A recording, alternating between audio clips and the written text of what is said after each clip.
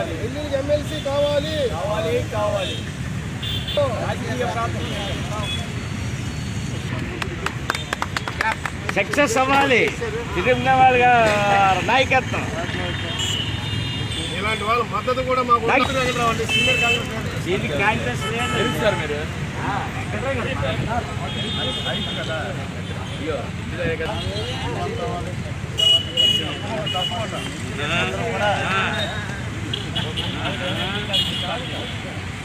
నమస్కారం. స్వాతంత్రం వచ్చి 75 ఏళ్ళు దాటుతున్నప్పటికీ కూడా మా దళితులైనటువంటి రెల్లి కులానికి ఎటువంటి రాజకీయ ప్రేరణత లేదు.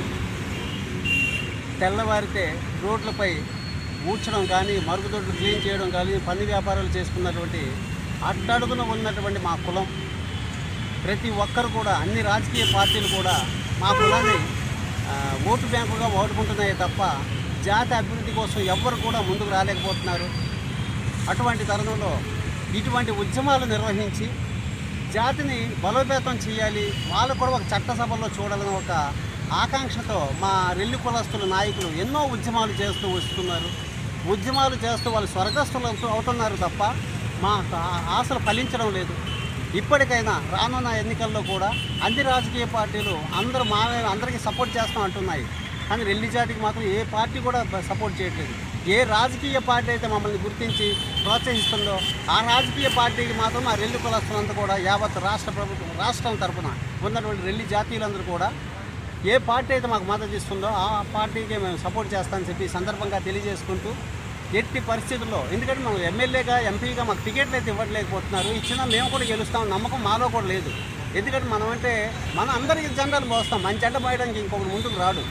అందువల్ల ఎమ్మెల్సీగా ఒక సీఎం కోటాలోనో గవర్నర్ కోటాలోనో సీఎంగా ఎమ్మెల్సీగా నామినేటెడ్ పదవి ఇచ్చి మా కులానికి ప్రోత్సహించాలని చెప్పి సందర్భంగా విజ్ఞప్తి చేస్తున్నాం.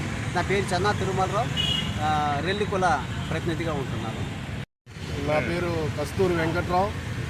నేను సీనియర్ కాంగ్రెస్గా లీడర్గా ఉన్నాను. నేను ఎస్సీసీలో రెల్లి కమ్యూనిటీ. అయితే ఇప్పుడే మన చెన్నా తిరుమలరావు గారు అయినటువంటి రెల్లి సోదరుడు ఆయన అడిగిన దాంట్లో తప్పు లేదు.